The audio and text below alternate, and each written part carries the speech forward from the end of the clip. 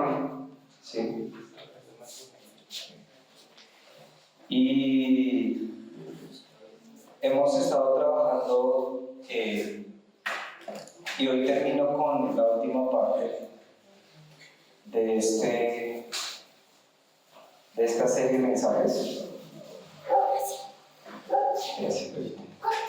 Entonces hemos visto 3 temas importantes: con el corazón, con un corazón, y hoy el tema es con todo el corazón. Amén.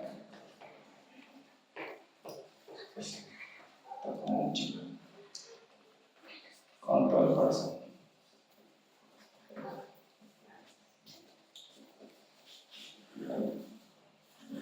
Con todo el corazón. Y la palabra está en Deuteronomio capítulo 6, del 1 al 19, si nos seguimos hasta ahí. Verso 9, si nos digo. ¿Bien?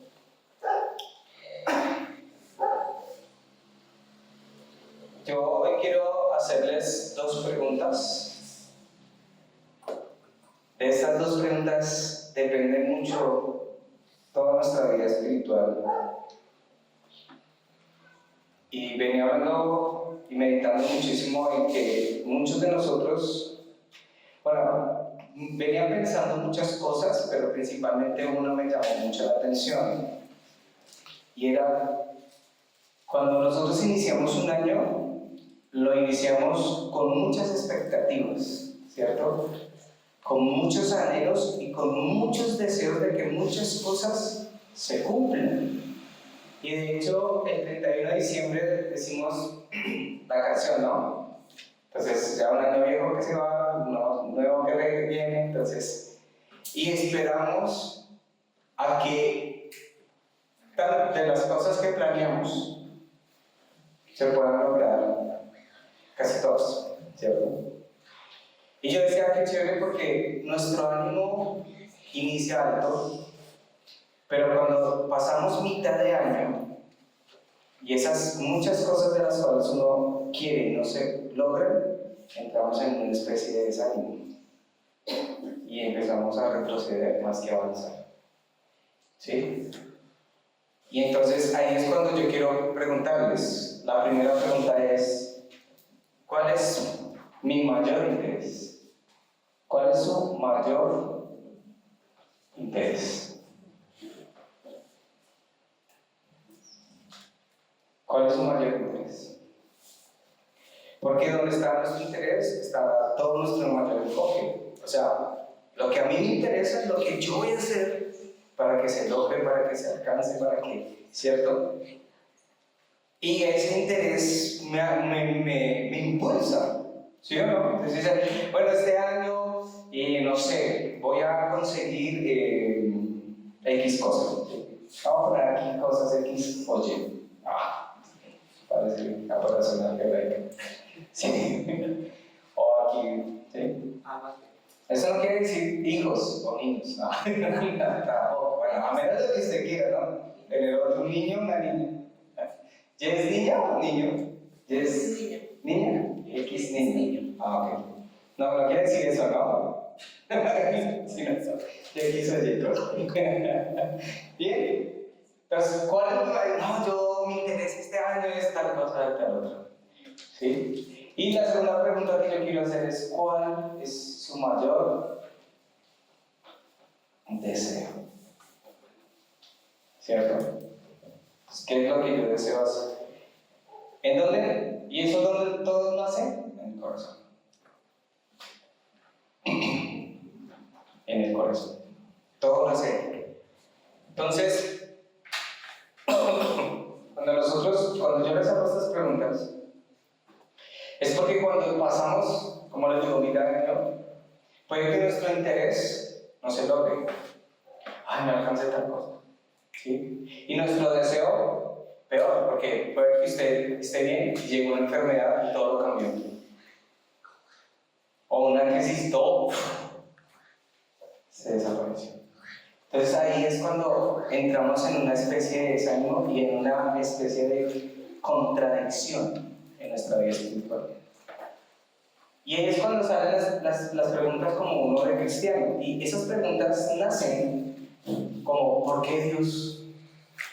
Pero si yo voy todos los domingos a la iglesia, pero si yo vengo aquí a la vigilia, pero si yo voy al ayuno, pero si yo canto, pero si yo toco el piano, pero si yo predico. O sea, yo no estaba hablando de mí, ¿no? Estaba aquí hablando de nadie. Pero ¿por qué, Señor, si todo lo que yo hago es para que me vaya ¿qué? Bien. Pero ahora, ¿por qué no me sale ni lo que mi interés ni mi deseo? ¿Y qué pasa? Sufrimos, ¿sí o no? Y entonces nos amargamos. Y entonces empezamos a enojarnos contra Dios. ¿Sí?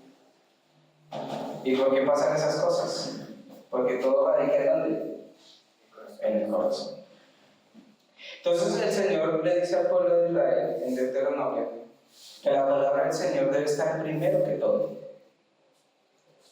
Porque si la palabra de Dios está primero, entonces sí podrán entrar a la tierra prometida. Si la palabra de Dios no está primero, es difícil que lo hagan. Entonces aquí lo importante es que, se lo acabo de repetir varias veces, lo importante es la palabra de Dios. Muy bien, gracias hermanos por la atención. Lo importante es que la palabra de Dios. Aquí me combiné. Ustedes no me corrigen, hermanos, que falta que de decoro. Ay, te estoy hablando como bocteño, el mayor deseo. Bien, es la palabra de Dios. Si lo que está en mi corazón, grabado y enraizado es la palabra de Dios, entonces mi interés y mi deseo van a cambiar. Y no van a ser deseos ni intereses personales, sino va a ser ¿qué? El interés y el deseo de ¿quién? De Dios. Amén. Ya no va a ser lo que yo quiero, ya no va a ser lo que yo deseo, sino que lo que quiero, lo que Dios desea. Amén. Entonces, para ver la introducción, vamos a ir al libro del profeta Jeremías.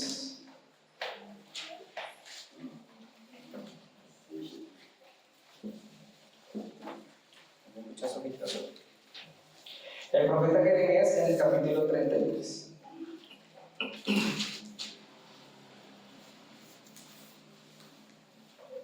Jeremías 33.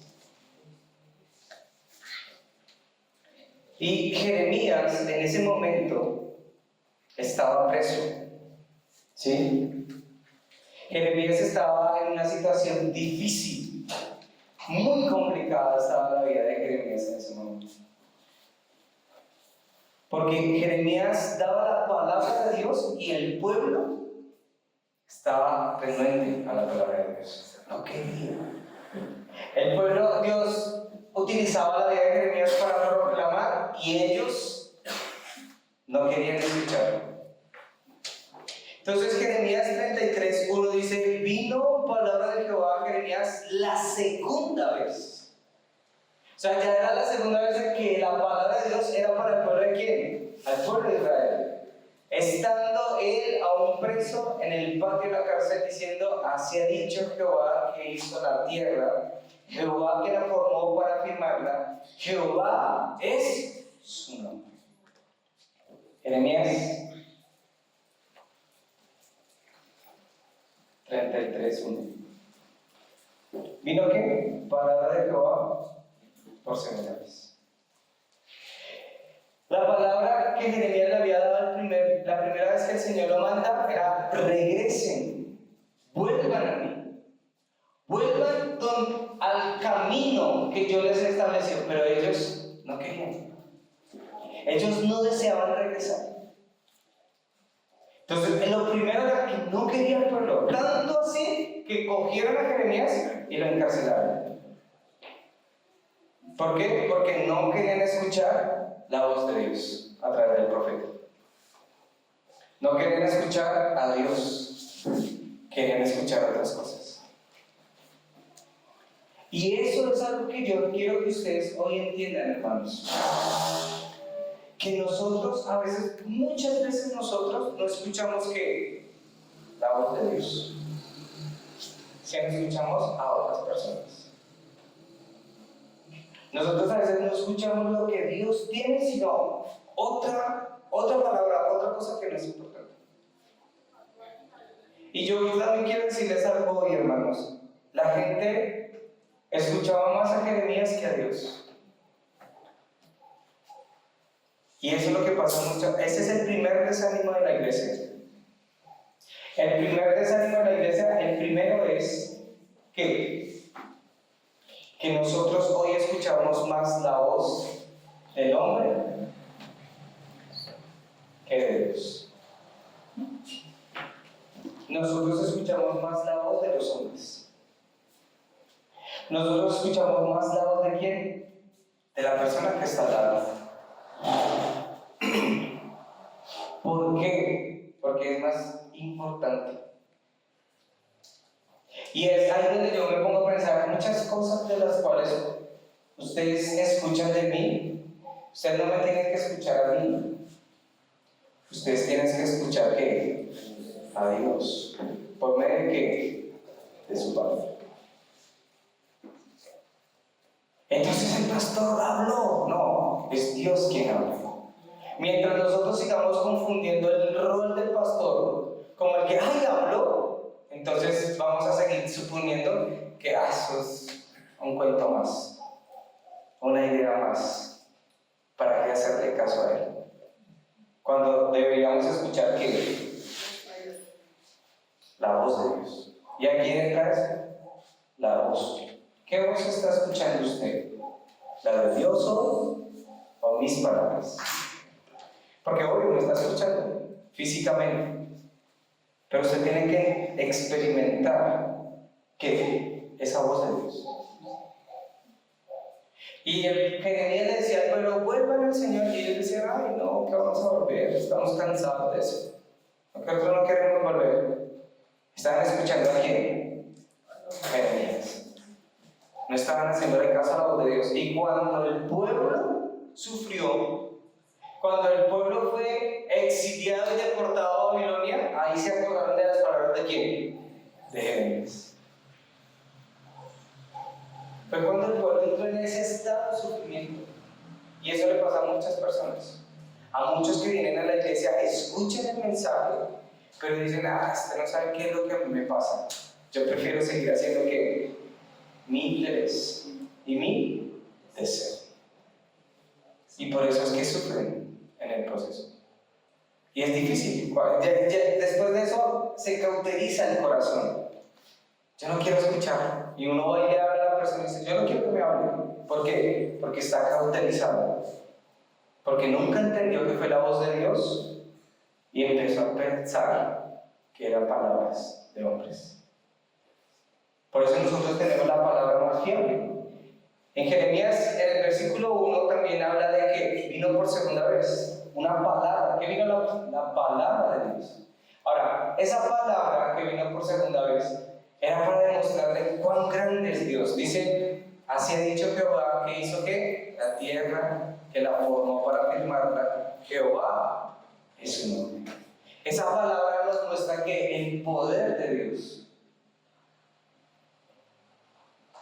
Yo debo creer en ese poder. Ese poder, ¿dónde está hoy? En su vida.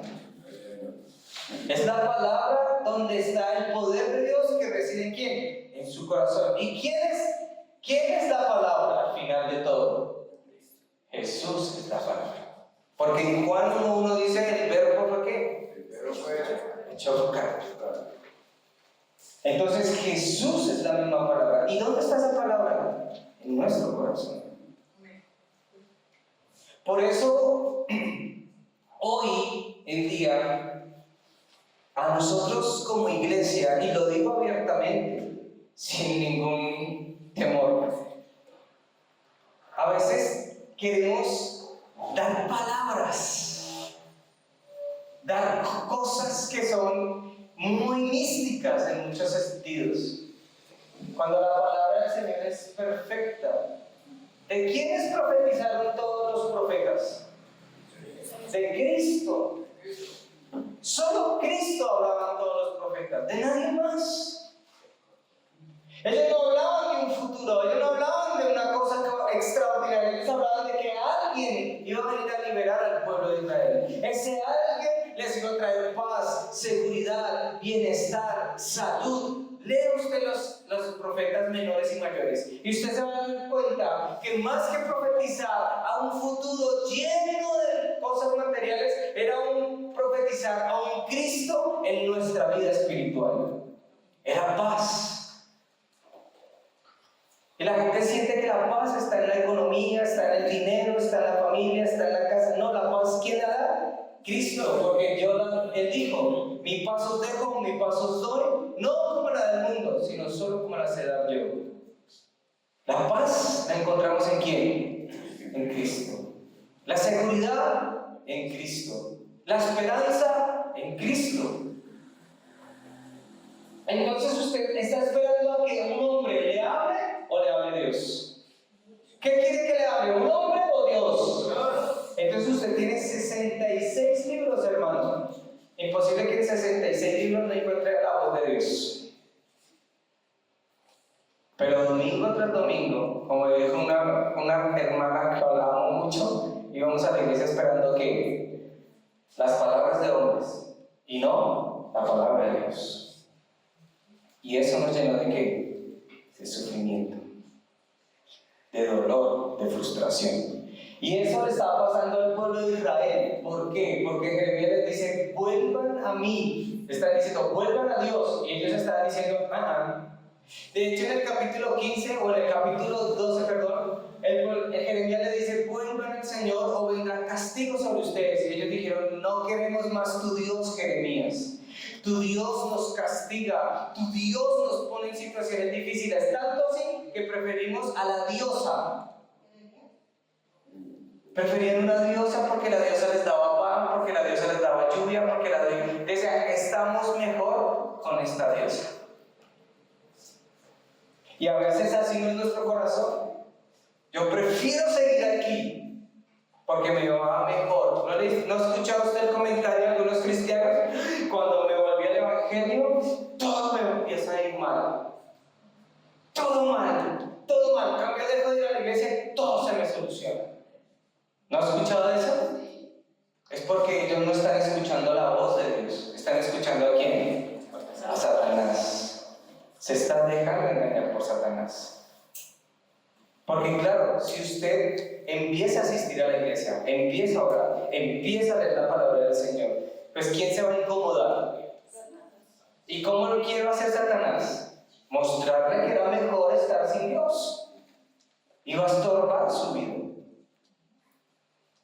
Entonces ahí es cuando uno tiene que darse cuenta. Y lo último que dice en el versículo 3 es: clama a mí y yo te responderé y te enseñaré cosas grandes y ocultas que tú ¿qué? No conoces. Entonces la palabra de Dios se enlaza ¿con qué? Con la oración. Pero no con mi oración, con lo que yo quiero o deseo, sino con qué? Con la palabra que quiero. Ahora, nosotros tenemos que darnos cuenta cuál es la palabra que Dios quiere. Yo le pregunto a usted, ¿cuál es y la tercera pregunta que tengo hoy, ¿cuál es el mandato celestial?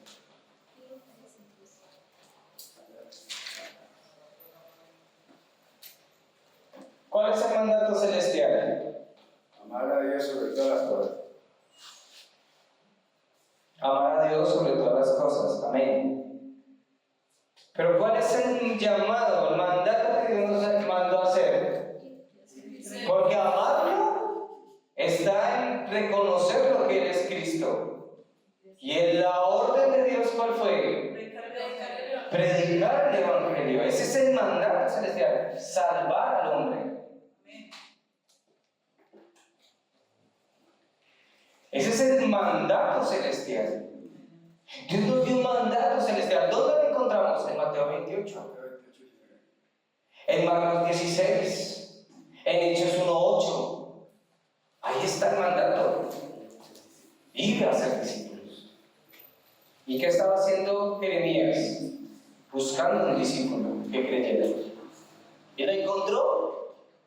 Sí, es Daniel, porque Daniel y Jeremías son contemporáneos. ¿Sí sabía, hermano? Por eso Daniel, ¿a dónde se aferra? Las palabras que el Señor mandó por medio de ¿quién? De Jeremías. Que nosotros somos muy expertos en aislar las cosas, ¿no? Los sucesos, pero todo está enlazado. Entonces, estaba buscando un discípulo en medio de toda esa situación. ¿Y se levantó quién? Daniel se levantó, siendo exiliado a Babilonia por los medo-persas. Entonces, vean esto. Ahora, vamos nosotros corrigiendo muchas cosas en nuestra vida. ¿Por qué con todo el corazón? Porque si yo no lo hago con todo el corazón, voy a sufrir. Voy a tener dificultades. Voy a tener problemas. ¿Ven? Entonces, hermanos, hay que tener claro que lo primero que yo debo tener claro es que la palabra de Dios en mi vida. Es lo primero que yo debo tener claro. Yo no debo tener claro otra cosa. Y está ahí donde yo quiero que ustedes, como iglesia, entiendan.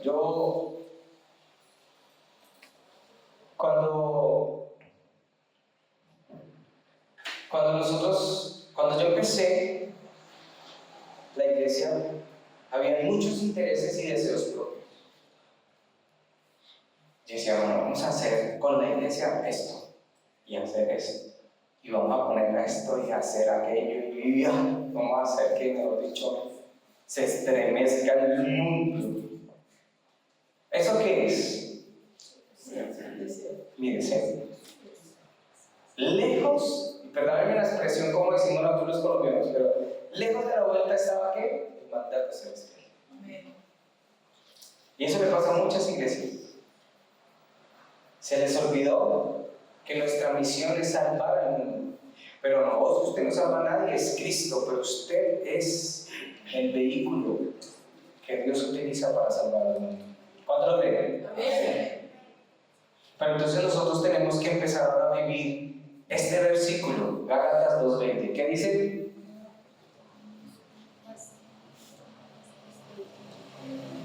¿Qué dice Gálatas 2:20? Confirme la palabra, hermano. No sé qué. Ya no vivo yo, no, Cristo vive en mí. Más ya no vivo yo, Cristo vive en más Cristo vive en mí. Dígase lo que está a su lado. Más ya no vivo yo, más Cristo vive en mí. ¿Usted sí sabe qué significa esa palabra? Es decir, que todo esto muere y nace un nuevo yo, un nuevo interés y un nuevo deseo.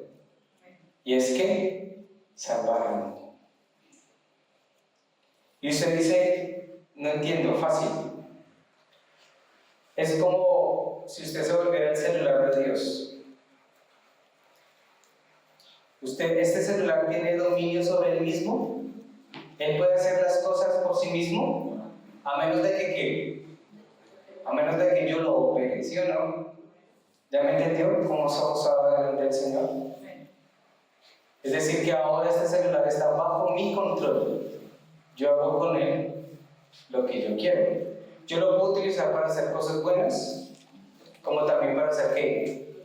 Cosas malas. ¿Sí o no? Y eso hace Satanás con el hombre separado de Dios. ¿Hace qué? Cosas malas. Pero usted ahora está bajo el control ¿de quién? De Dios. ¿Y qué pasa cuando usted quiere pelear contra el control de Dios? Ahí le dejo ese trompo en la uña para que lo guarde. Porque muchas veces pasa eso. Y queremos doblar o torcer el brazo de Dios. Haz lo que yo quiero, Señor. Y Él dice no. Y por eso lo vuelvo y lo compagino con lo que les decía al principio. Llega a mitad de año no se cumplen muchas cosas. ¿Y qué pasa? Empezamos a desplomarnos hasta que llegue diciembre para volver a avivarnos pensando en que el próximo año ¿qué? Nos va a ir mejor. Díganme si así no vivíamos, o bueno, así vivíamos siempre. Y cada otro que viene, otro que se va, mira, y si otro que se va por fin. Y decimos estas palabras, por fin se acabó este año. Qué año tan complicado. ¿No fueron las mismas palabras que usted dijo en el 2024? Cuando se iba acabando el 2024, iniciando el 2025. Y no fue lo mismo que usted dijo en diciembre del 2023 para iniciar el 2024. Y no fue lo mismo que usted dijo en el 2022 para iniciar el 2023. Que se acabó otro año, porque qué año tan difícil. Vivimos en una constante, una y otra vez. Nosotros no podemos hacer así. Amén. ¿No? ¿Qué va a decir usted cuando se termine este año? Otro año más, qué difícil fue para empezar el 2026. O vamos a decir, Señor, ahora vamos a conquistar en el 2026. No podemos seguir con eso. Todos los años son difíciles. Todos los años tienen sus complicaciones. Todos los años tienen retos importantes. Si nosotros nos empezamos a fijar en esas cosas, vamos a fracasar. Y eso es lo que pasaba con el pueblo de Israel. No queremos otro año más difícil. Déjenos quietos. Y se olvidaron de que del mandato social. El pueblo de Israel sufrió exilio, sufrió invasión, sufrió persecución. Fue porque ellos ya no querían salvar al mundo. Ellos lo único que querían era vivir en paz.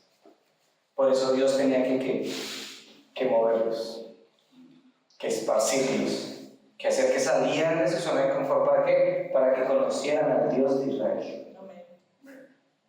Y eso muchas veces nos pasa a nosotros como creyentes. Dios nos mueve. ¿Y con qué nos mueve Dios? Con una crisis. Y después, ¿qué pasa en la crisis? Usted que dice, gracias Dios, y usted sale y testifica a otros.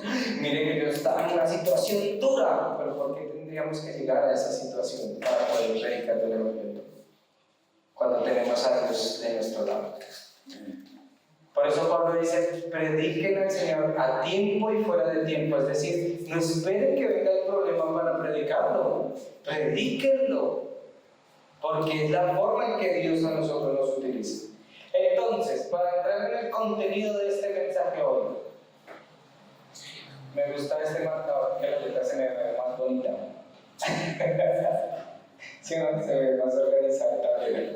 1. Yo debo entender, pero ¿qué debo entender? Mi llamado. Yo debo entender ¿qué? Mi llamado. ¿Quién lo llamó a usted y a mí? Dios nos llamó. ¿A través de qué nos llamó Dios? De Cristo. ¿Por medio de qué? De su palabra. ¿Sí o no? Porque cuando a usted le fueron a predicar a Cristo, con el contenido, fuera del contenido, pero nos predicaron de Cristo, ¿amén? ¿Cómo lo predicaron? Con la palabra. ¿A o no? Fue con la palabra. Usted alguna vez escuchó a alguien decir, miren, Jesús es el Cristo que murió en la cruz, y si no lo aceptábamos nos íbamos para el infierno. Porque si nos predicaban, no, a veces es un poco terrorista de nuestra parte la vaina. Y entonces, ¿aceptamos a quién? Pero cuando aceptamos a Cristo se nos olvida entender que nuestro llamado, ¿para qué Dios nos salvó? Para liberarnos del infierno, para liberarnos de Satanás, para liberarnos de toda la enfermedad, para liberarnos... Sí, ¿y qué más? Él nos llamó para hacer una misión celestial. Para llamar a ser el mandato celestial. Porque si nosotros no entendemos eso, pues estamos... Primero, usted debe entender que el hombre sigue bajo ¿qué? Sigue bajo el engaño de Satanás. De Satanás. Esto no ha cambiado, esto sigue por siglos y siglos. El hombre sigue estando ahí.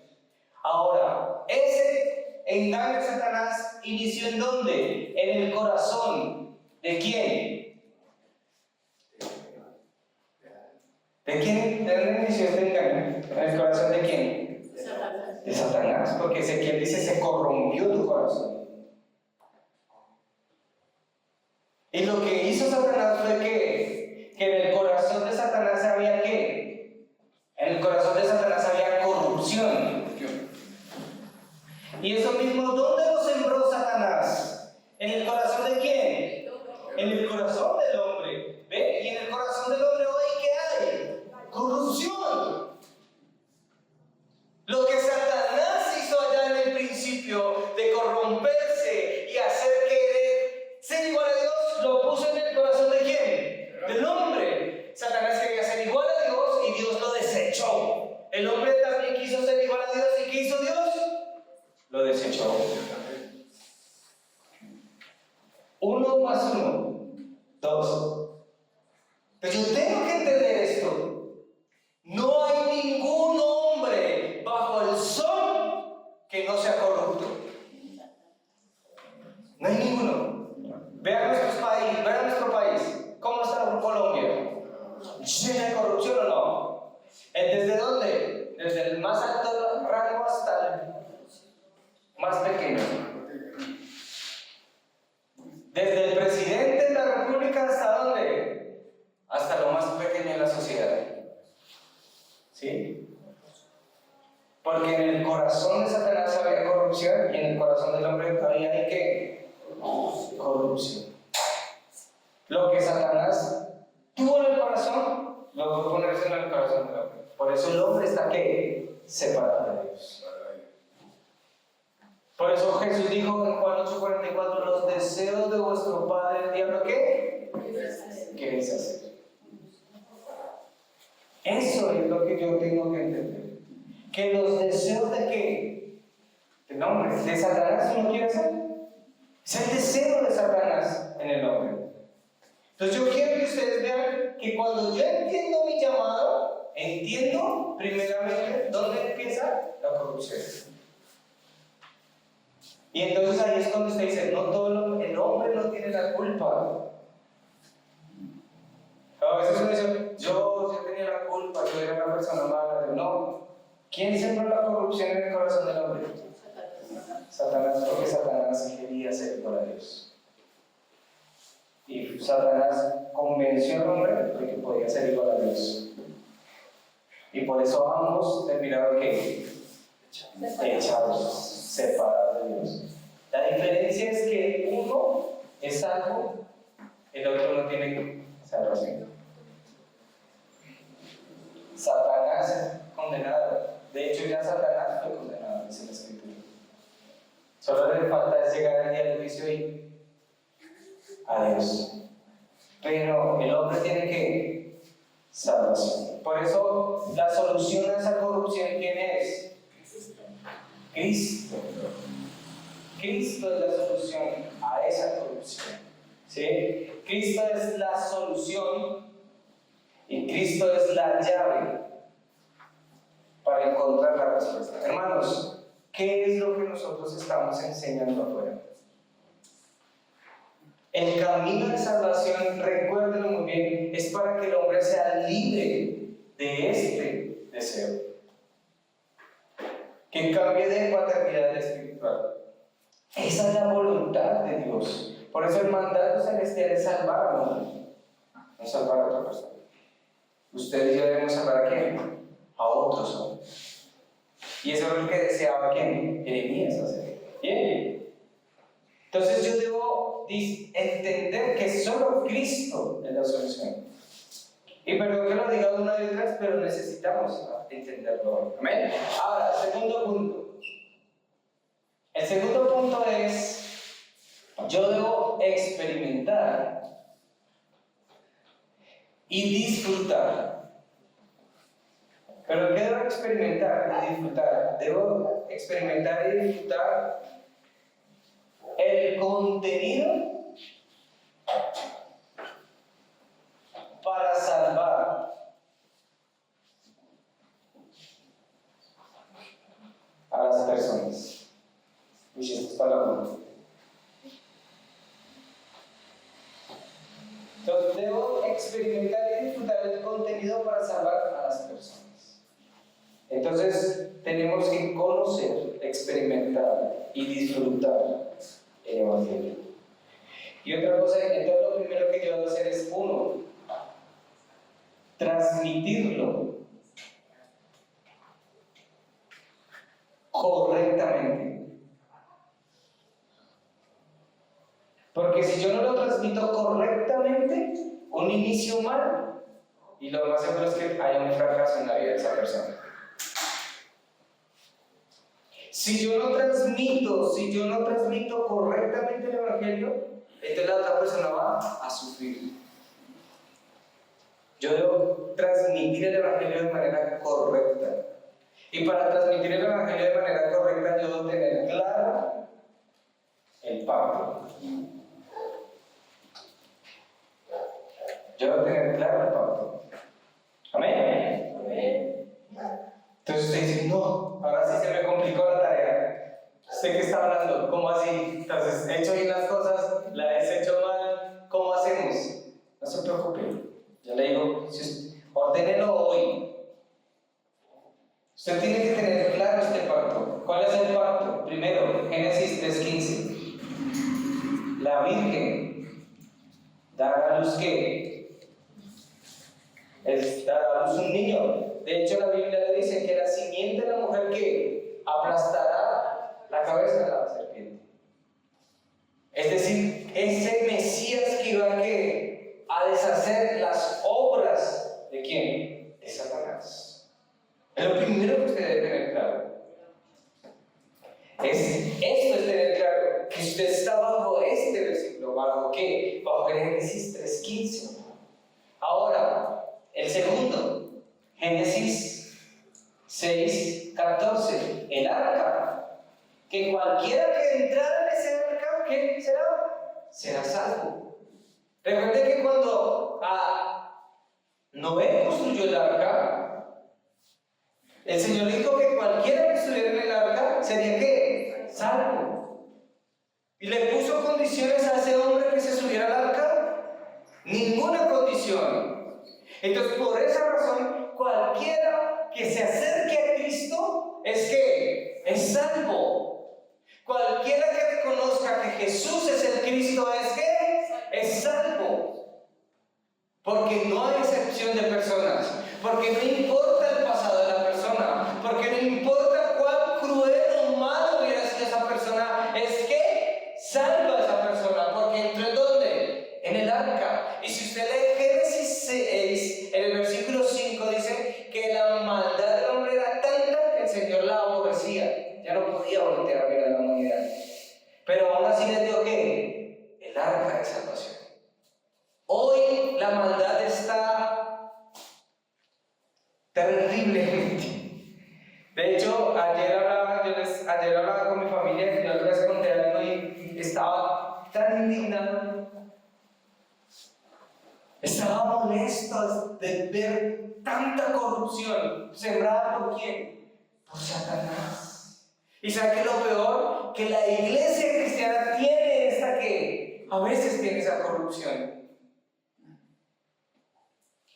Y yo decía, Señor, qué indignado estoy. Pero también el Señor me mostraba que tan lejos está la gente de encontrar que esta llave. Por eso hay corrupción. Por eso la gente se deja corromper. Por eso es que a veces nosotros tomamos decisiones a la ligera, nos desanimamos y tomamos decisiones rápido. ¿Por qué? Porque nos dejamos llevar por otras cosas y no entendemos la palabra de Dios. Es Cristo la solución. ¿Cuánto lo creen? Es Cristo y siempre será Cristo. Tercero, Éxodo 3:18. Porque una sola vez y para siempre entró ese sacerdote, ese sumo sacerdote ¿a qué? A consumar el pecado. A hacer la consumación y a redimirnos del pecado.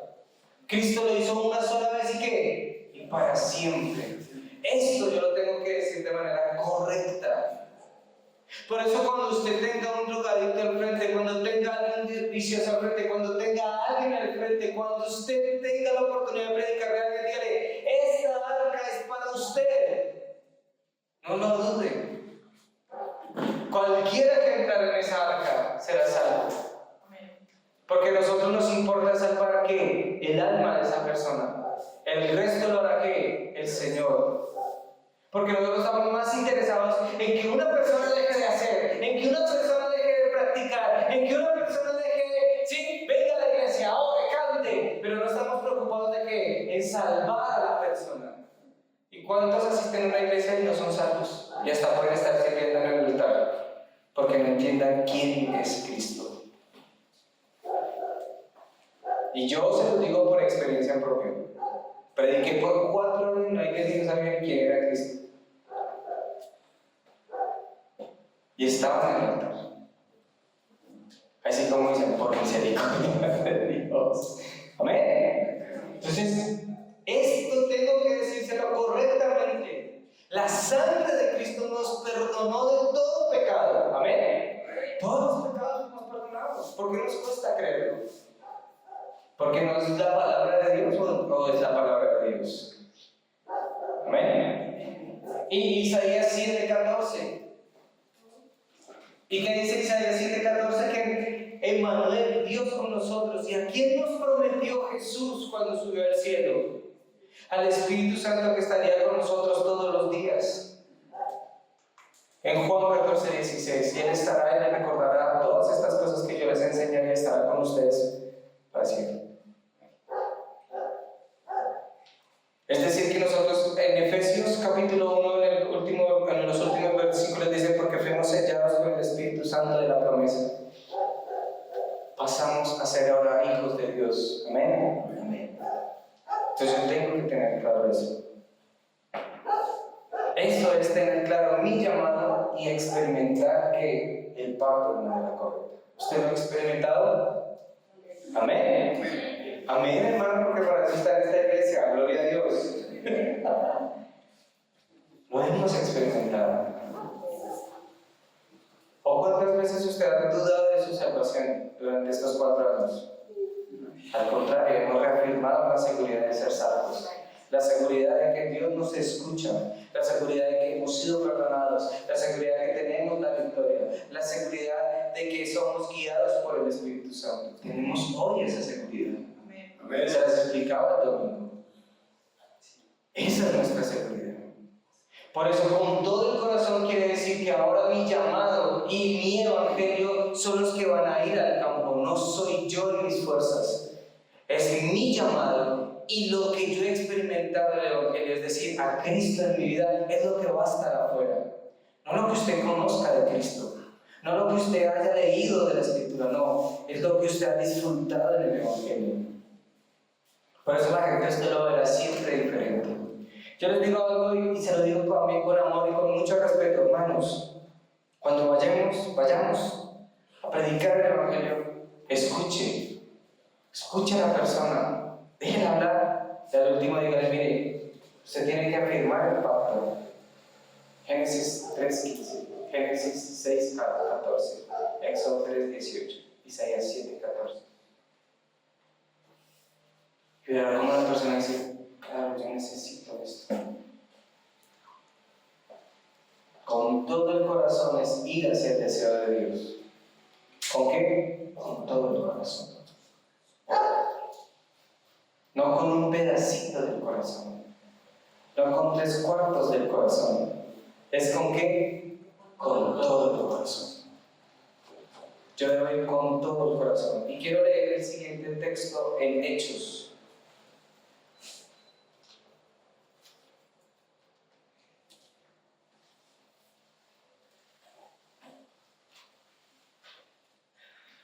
En el versículo 43 del capítulo 2. Hechos 2:43. Miren cómo ahora la iglesia primitiva vivía con todo el corazón el evangelio. Dice, y sobrevino temor a toda persona y muchas maravillas. Lo van a traer acá. Acá. Sí, aquí. Hechos 2:42. Al 47. Y sobrevino temor a toda persona y muchas maravillas y señales eran hechas por los apóstoles. Todos, escuche esto, todos los que habían ¿qué? Creído, estaban ¿qué? Juntos. ¿Cuántos han creído? Entonces estamos ¿qué? Y tenían en comunión ¿qué? Todas las cosas. Es decir, que no había el que, ay, usted por allá, yo por acá y cada uno por su lado. No, había comunión, unidad, porque todos tenían ¿qué? El mismo corazón. Por eso la iglesia primitiva fue la iglesia con más éxito. No hay iglesia en el mundo que se compare hoy a la iglesia primitiva. No hay ninguna, ni la que tenga más personas llenas en una iglesia, no, que se compare a la iglesia primitiva. Porque ellos estaban con todo el corazón por la iglesia. Con todo el corazón, ¿para qué? Para hacer el mandato celestial. Porque dice el versículo 45, y vendían sus propiedades y sus bienes y los repartían a todos según las necesidades de cada uno. Y perseveraban unánimes cada día en el templo, partiendo el pan en las casas, comían juntos con alegría y sencillez de corazón, alababan a Dios y teniendo favor con todo el pueblo. Y el Señor añadía a la iglesia los que deben ser salvos. Y entonces ahí está todo lo que yo entiendo con todo el corazón.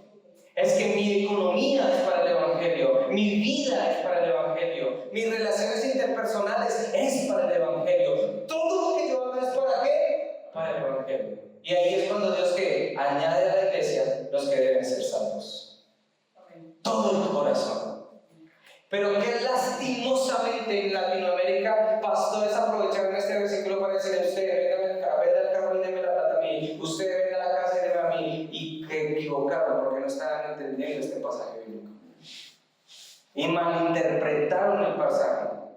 Porque cuando dice vendían sus propiedades y sus bienes, están diciendo toda mi economía era ¿para qué? Para el Evangelio. Es decir, hermanos, que toda nuestra vida, todo lo que somos, todo lo que nosotros damos en la iglesia, voluntariamente es ¿para qué? Para salvar a la hombre. Por eso sus diezmos, sus ofrendas, todo lo que usted hace es ¿por quién? ¿No para quién? Para salvar a la hombre. Y todo lo hacemos por esa misión. Entonces, nosotros tenemos ahorita el retiro espiritual. Y se invierte una gran cantidad de plata en eso. Y a mí hace mucho una persona me dijo: ¿usted por qué gasta eso? Usted no debería hacerlo, debería ahorrarlo. Y entonces me acordé de una vez que el pastor Río dijo: la plata hay afuera en el mundo y hay mucha. Todos los días los bancos imprimen mucha plata. Pero almas, también muchas se van para el infierno. Y esas no tienen cómo recobrarse, no tienen cómo devolverse. ¿O me equivoco, iglesia? Entonces, por cada 100 pesos que usted da, por cada 1000 pesos que usted da, por cada 10,000, por lo que usted quiera dar, usted da a la iglesia. ¿Es para qué? Para que podamos llegar a esas personas. Por eso vamos a ese retiro, por eso tenemos pensado hacer otras cosas más adelante, Dios lo permita. Ponga su economía en las manos del Señor y verá cómo Dios a usted lo prospera. Amén. Yo lo he vivido, hermano. Yo lo digo y perdóneme, no quiero sonar prepotente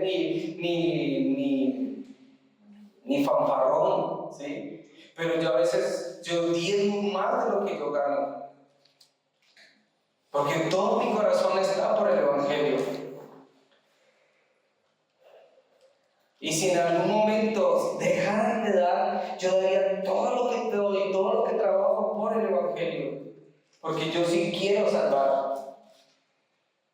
Y hace muy poquito en la monta le dije: Señor, gano muy poquito.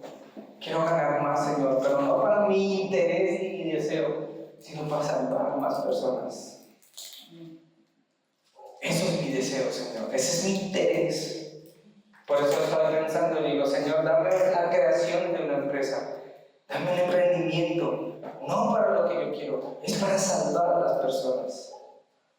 Porque así como grandes narcotraficantes tienen empresas y consumen a esos pobres jóvenes allá, yo quiero tener una empresa donde podamos salvar a muchos de esos jóvenes, ponernos a trabajar y más encima darles el camino de salvación.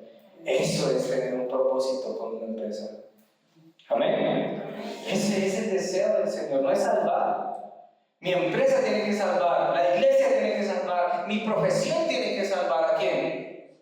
Al que se pierde. Amén. Eso es todo el corazón. Por eso usted no se sienta menos por lo que está haciendo, ¿sí? Cualquiera que sea su labor, sea tejiendo como hace Sara, ¿sí? O sea, hasta la hermana con sus costuras. Eso no es uno poco para el Señor. Eso es todo lo que usted necesita para ¿qué? Para salvar a los que están afuera. Amén. Y Dios puede utilizar esas cosas para ¿qué? Para salvar a muchos allá. Por eso no podemos dudar de lo que Dios nos ha dado, del talento que Dios nos ha dado, de las habilidades que Dios nos ha dado. Todos aquí tenemos talentos y formas de hacer cosas, habilidades únicas. Entonces, esas cosas Dios las va a utilizar. David cantó.